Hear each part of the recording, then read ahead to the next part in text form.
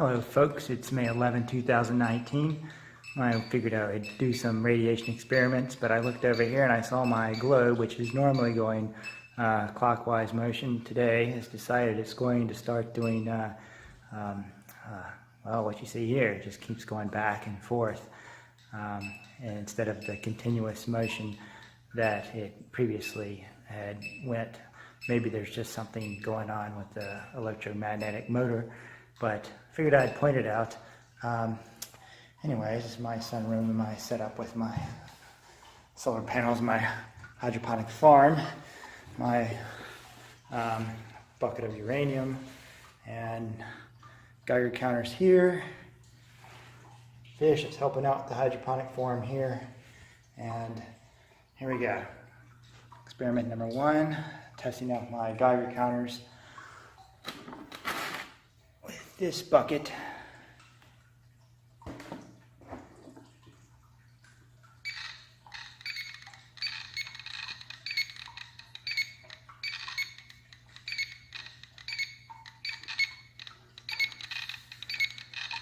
My chart display on this one isn't working so well, which is why I ended up getting the second one, the same type. So you can see the chart working quite well over here.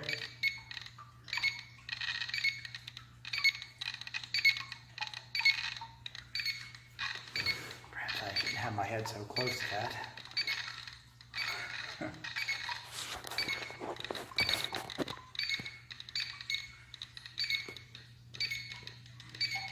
Fish doesn't seem to care.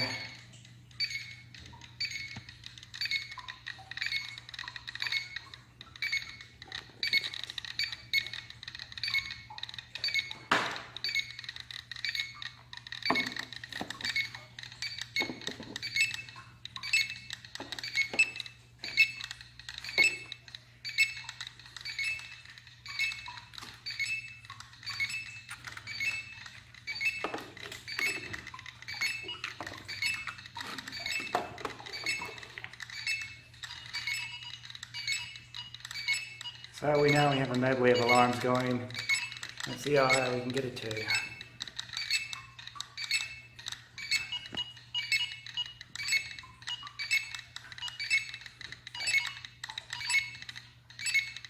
Of course, the uranium is packaged in protected material, and it is a little bit of a distance from the counters. So typically I can get it much, much higher than what we're seeing here.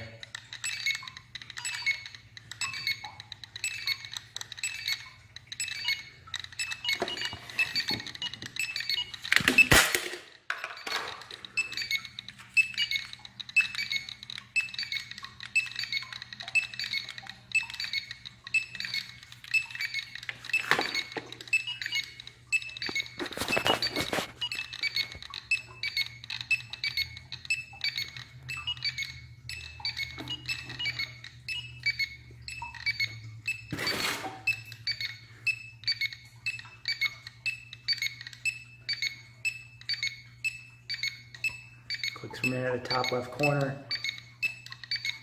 The average, since it's been on, at the bottom, and the very bottom is the maximum CPM, clicks per minute that it's went was 507.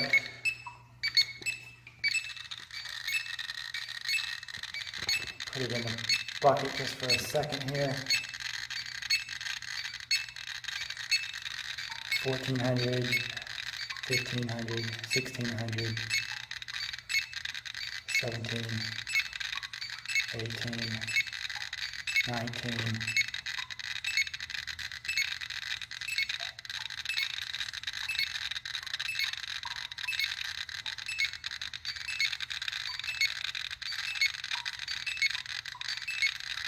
I'll give it just a second longer here.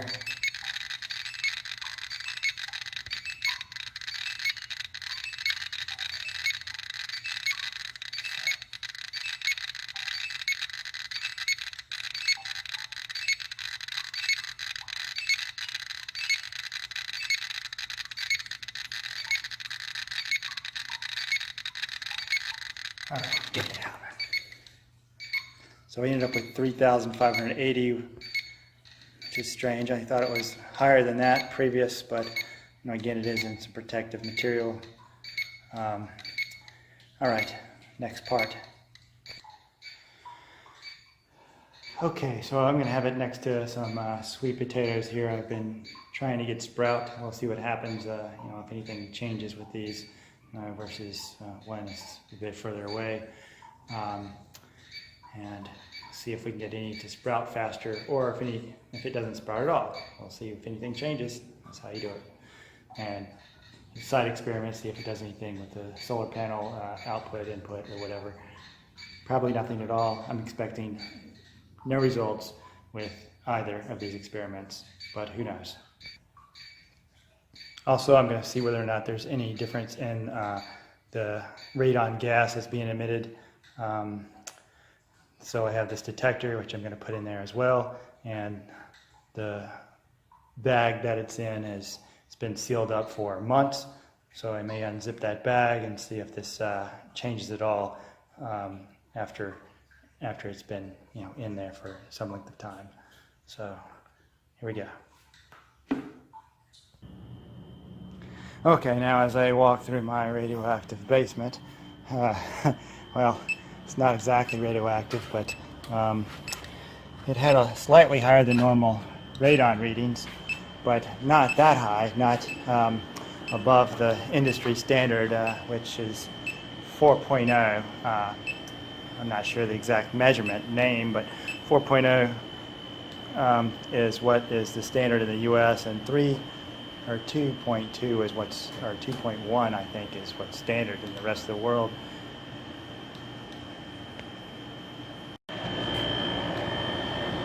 Okay, so I'm going to check out my dehumidifier and see if it has any radioactivity at all.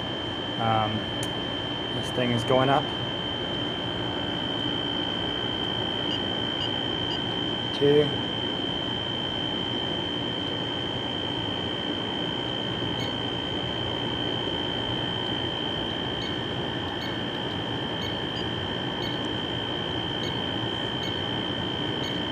My other detectors are already beeping. They're a good bit further away, but for whatever reason, this thing somehow accumulates something that's radioactive. Obviously, it's something that's affecting the readings on this. Every time I've ever done this, it always goes up, to 40 something. I've seen it go up to 100 before.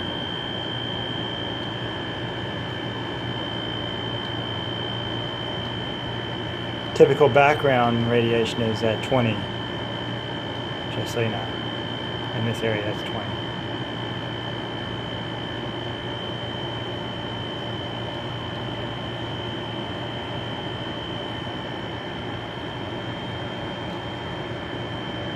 Well, it's good to see that it's less than what I've put it on here before. Typically, I've seen it, like I said, at 100, and maybe it's just because radon gas level is low right now, so maybe it's picking less of that up. I've never heard of a dehumidifier having anything to do with cleaning radon or radiation out of the air, but I have no idea how this happens, but there you go. Let's use one of my better detectors.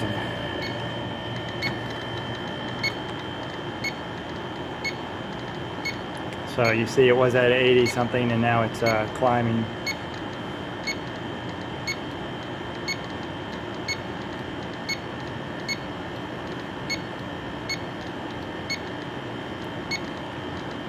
And typically it's at around 30 or 40, but because it was so close to this dehumidifier, it actually went up to 80, even though it was a couple of feet away. And then I put it right up here, and now we got it well, it's just accumulating.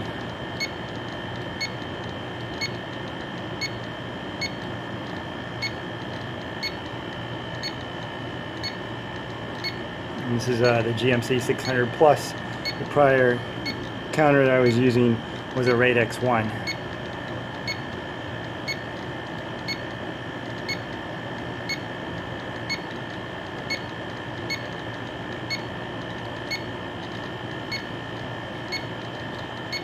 I don't know if this is ever going to stop. It just it takes it 1 minute from all the way from the left side to the right side as a 60-second span, and that's where it gets the clicks per minute, the CPMs.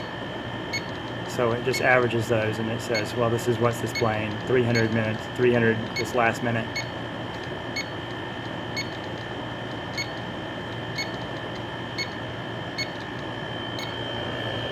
All right, and just to round it out, a different one.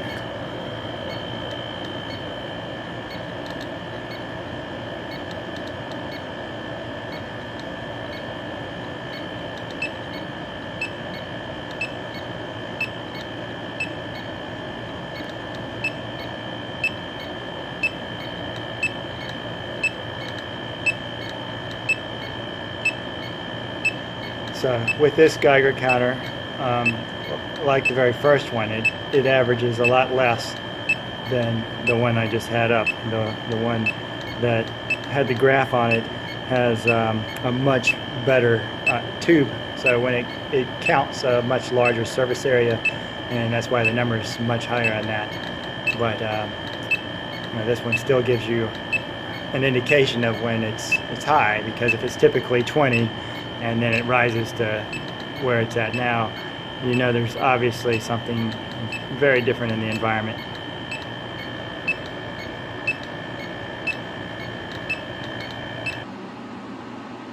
Okay, now to test a air purifier rather. We just tested a dehumidifier, and now we're going to test a air purifier. So basically it just runs the air through a filter just to filter the air, but whereas the other one just takes the humidity out of the air, of course.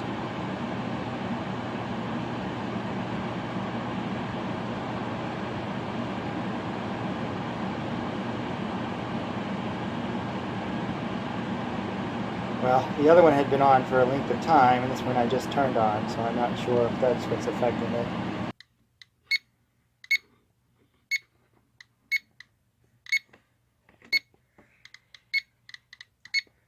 Okay, so while it was running, you know, I couldn't get close enough to the filter to get a higher radiation reading, but as soon as I turned it off and I opened the back and I put it directly on the filter, you know, now we can see some pretty sizable results.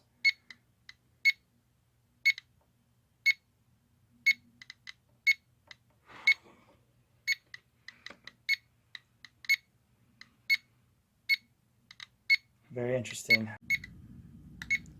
So here is to show how floor tiles can also have some level of radiation.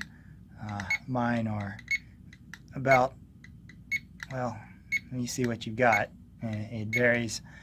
It's showing between 80 to 120, I think, is where it was at earlier, and that's just you know, how it works.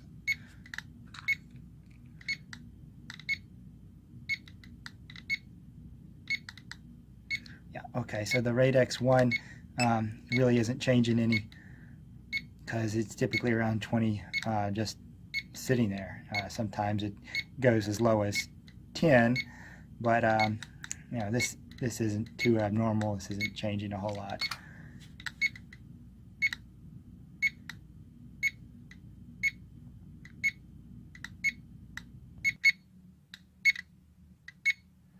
So I have different types of granite countertops. This particular one is probably one of the more radioactive ones. Let me see, it reached 131, I believe. It's the highest. Yeah, there we go. 35.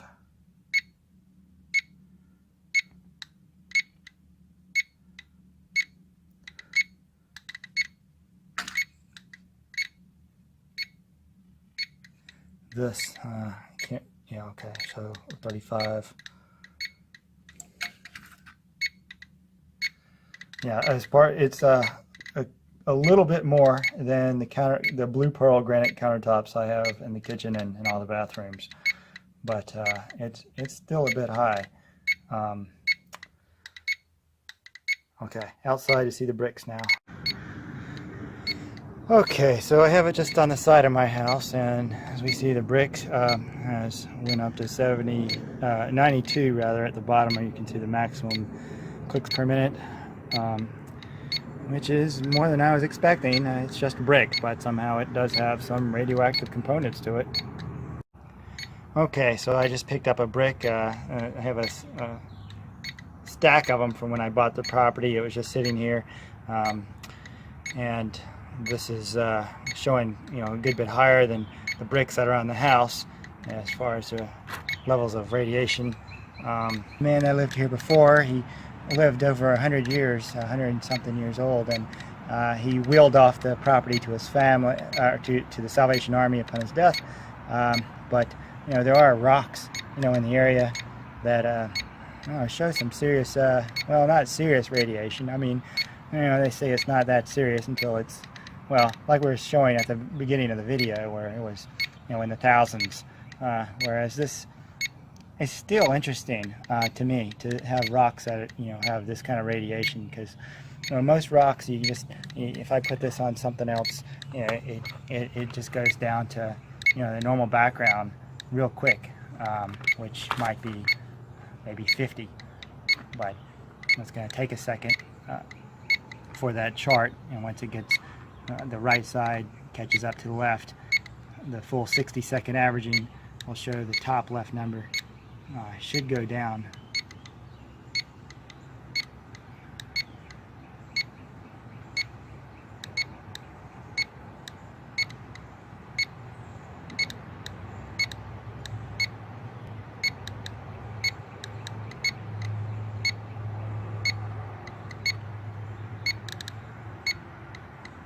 So as we see, it's going down faster and faster, although I am still a little bit close to this. But after about 9 inches or so, when you get that far away, the rock's radiation, it drops off to just about nothing. That's why I felt fairly comfortable putting the bucket with the uranium in it above the fish tank. I know the fish wasn't going to get hindered in any way. Besides, it was in a considerable amount of water, and water is a great radiation shielder, so I'm told. There is an interesting fact that a lot of people don't know, and alpha radiation, everybody says, well, that can't hurt you because it can't even go through a piece of paper. Well, that's true that it can't go through a piece of paper or something the thickness of that, but that also means that if you inhale it, any bit of dust, well, it's going to stay in you. It's not like a gamma wave, which would just go through you and it's over. It stays in you, and it just keeps bouncing around, I guess. So it's one of the worst things that you can do is inhale any type of uranium dust. And I keep mine in a bag, inside of that bucket you just saw. So there's no chance of dust whatsoever, and that's after it was washed off too. So. But still, I'm not playing with it. I obviously am very quick with any type of movement around it, but I'm also not terrified of it either. I'll definitely, pick it up just for a very brief second. And anybody can see that you can get the same type of uranium off of Amazon, because it's just a rock. It's a uranium ore rock, and it is radioactive. It is not something to play with, and it's not cheap. But you can get a sizable amount of it from Amazon for a couple $100 or so. Okay, so as I walk around and I test different rocks, I see this one also has a higher than normal signature, going at around 105 or so. Well, it still looks like it's still counting, but I don't think it'll get too much higher than that. And as I noticed prior, some time ago, a lot of these rocks seem to be carved in different ways, in which I'll go about in a different video discussing, how I think they're carved or why. And I imagine a lot of these are clandestine gravestones. I kind of came to that idea. I had to bury a dog some time ago, and looked around at the rocks, and I saw that quite a bit of them, well, looked, quite workable for such a marker, and it seemed reasonable to think that people in the past may have used this land, especially for the fact, we've got a creek and a spring. The spring comes straight up, out of the ground in the yard here. The source is actually in the middle of our yard, and it seemed like a great place for ancient people to perhaps had their ceremonies and live and of course die in the area. And surely they might have come up with different ways of marking their burial sites. And when I cleaned up some of the rocks, and then I noticed that a lot of them, well, they have a flattish bottom, and they kind of sit upright, and well, who knows, I do have enough of them to have a bit of a story to tell, but I'll tell that in a future video. And this is the smallest one.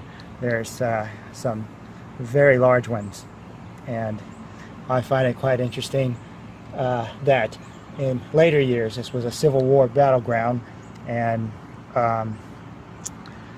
there's quite a bit of history of this property, so it makes sense that they may have used land that was acquired from previous settlements and so on and so forth. Okay, and here's a couple of brick pieces that I had dug up, and I just found them interesting, so I put this on them as well. This one went up to 119.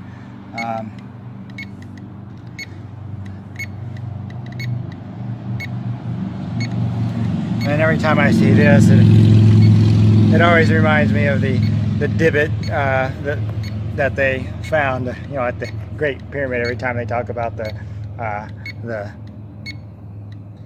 amount of cuts, per whatever revolutions per minute that it would take to cut through with rock or concrete or whatever.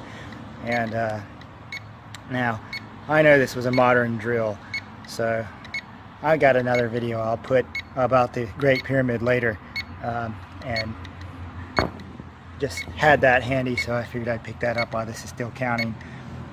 Okay, so it never really reached more than 119, and I'll put it on this one, see if it changes. I think this one is, yeah, probably going to be the same.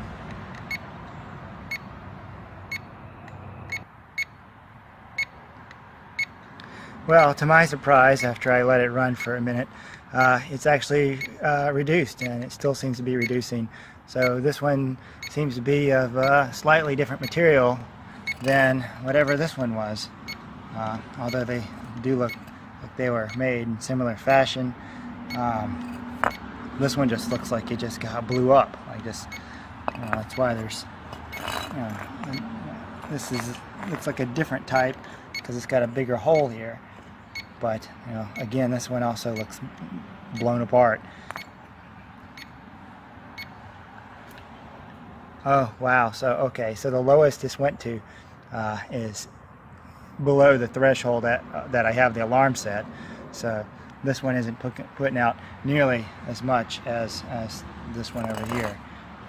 So something's going on. I don't understand it.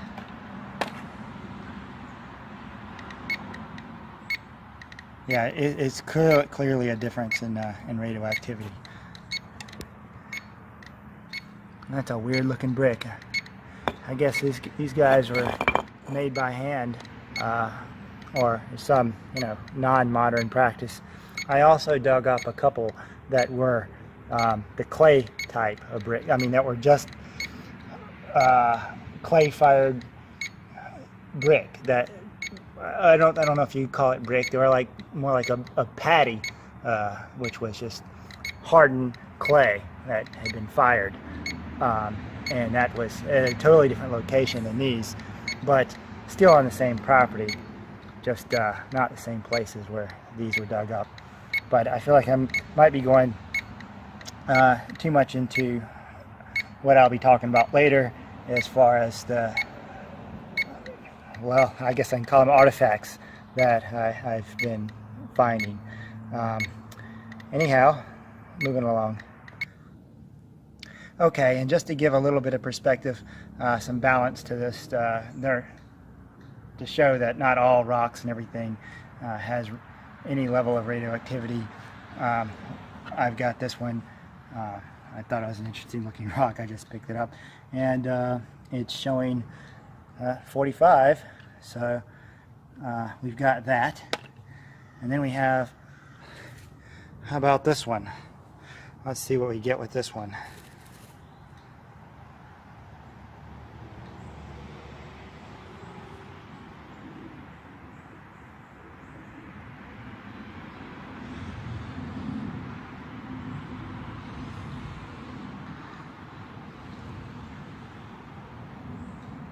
Okay, so see, nothing on this one, and that should be typical, but you know, like I was showing with the brick pieces and other things, some of them are, you know, far greater than just normal background rate.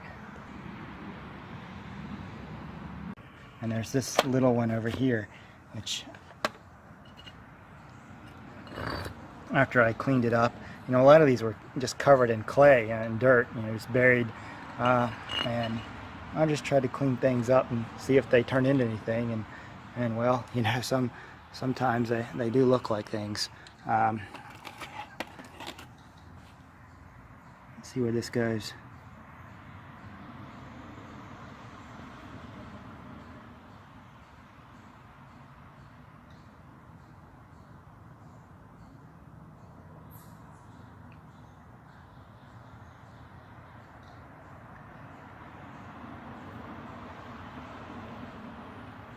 So a fluctuation of 10 or 20 or so, when you're looking at something radioactive, it's not that big of a difference. So even at 63 or so, that's not, you know, it's not like you should see at the bottom right, the 119, which we got up earlier with a different brick, that blackened brick. And yeah, this didn't show up as any kind of radioactive. I just dug this up, and I thought it peculiar, the way it was, looked like it was almost painted red. It had this red dye or something on it, and then something like carved into it. But I mean, I don't know what that's supposed to be. It just looks like an angle. I've got a couple of others that have these lines carved, but if it's all broken up, it's really kind of hard to tell what it's supposed to be if it was part of something bigger. So that's really just a segue into the next video that I'll discuss about the different things that I've dug up and what I think they might supposed to be resembling. Maybe nothing at all, but you know, I'll put it out there and let everyone else be the judge. Nullius in verba.